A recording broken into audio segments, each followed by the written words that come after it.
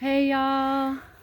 Happy Juneteenth. My name is Nicole Telkes. I'm with the Wildflower School of Botanical Medicine. I'm the director and founder, and I do a series every week on a different medicinal plant. And today we're going to be exploring the virtues of St. John's wort.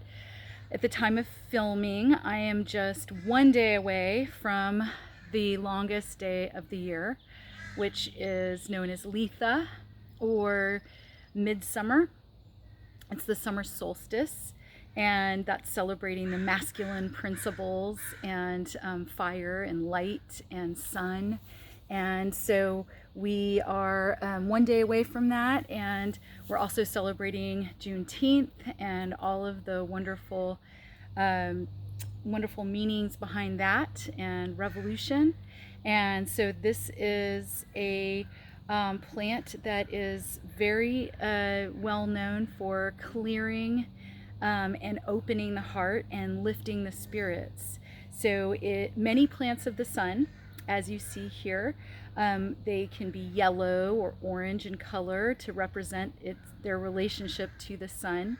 Not all sun plants are yellow, like rosemary or other evergreens are also considered plants of the sun, but this one in particular is known to be ruled by fire and under the sign of Leo, so Leo the lion. So you can think of strong hearts and really being able to cut through to the truth of the matters, and really having a lot of vitality and openness. And so that's what this plant brings. But it can be a little harsh, so it's not for everybody. It's a complicated plant. Not all plants are good for everybody. So this plant tends to be sometimes softened up with some rose, or even mimosa blossom can soften it up a little bit. But this can be a little too hot and harsh for some, because it can just open you up a little too quickly. So if you tend to be a little more delicate emotionally, then this might be a little overpowering, but definitely known to lift the spirits. And so plants of the sun are tending they're thought of as holding the sun inside of them. And so this plant I do like to use, but I use it mostly externally. For people who do use it internally, it's generally used, the top 6 to 12 inches are used, and that is cut away. It's a perennial, so this is going to be living year after year. You don't dig it up from the root, you just cut off the 6 to 12 inches at the top that's blooming right around the summer solstice. And St. John's Day, by the way, it is the Christianized name for midsummer. So that's why it's called St. John's wort, is it's known to be a midsummer herb that blooms around midsummer.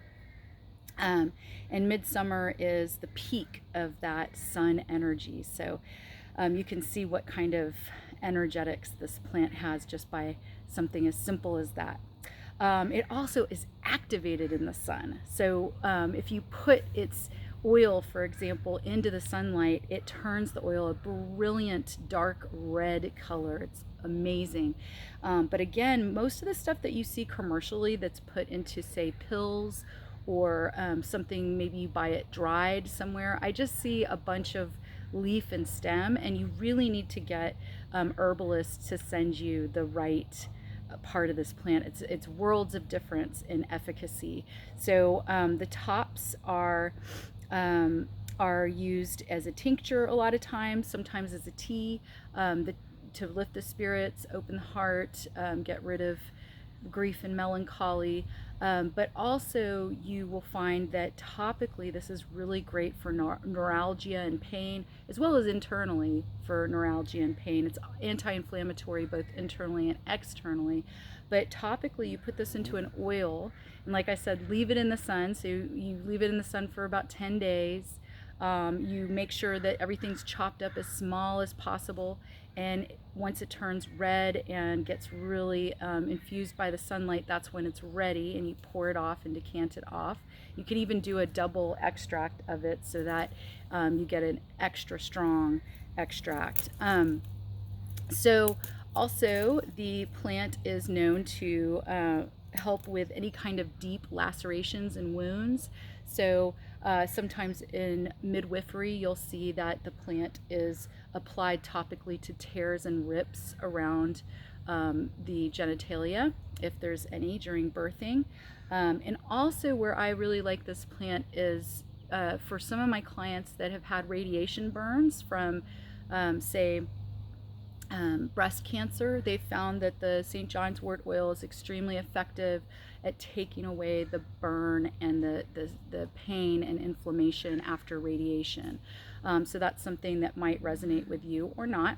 And then also one of its curious parts of its nature is that it's also antiviral. So interesting enough, both lemon balm and St. John's wort, which are mood elevators, are also antiviral. So this is something that you can use topically on herpes sores, things like that.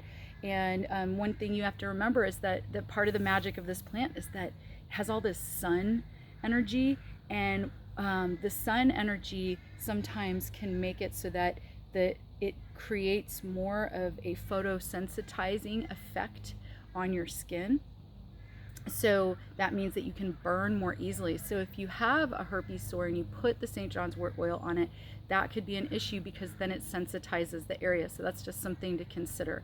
This is a complicated plant, so it's, again, not for everybody. There are also some contraindications and drug interactions that are very much all over the internet, because as soon as a plant has an issue, there's all sorts of literature that comes out that when they find that. So there's some potentials of issues with SSRIs and other medications. So just make sure that you are checking in with a trusted herbalist or other health practitioner to help you, help guide you whether or not this is the plant for you.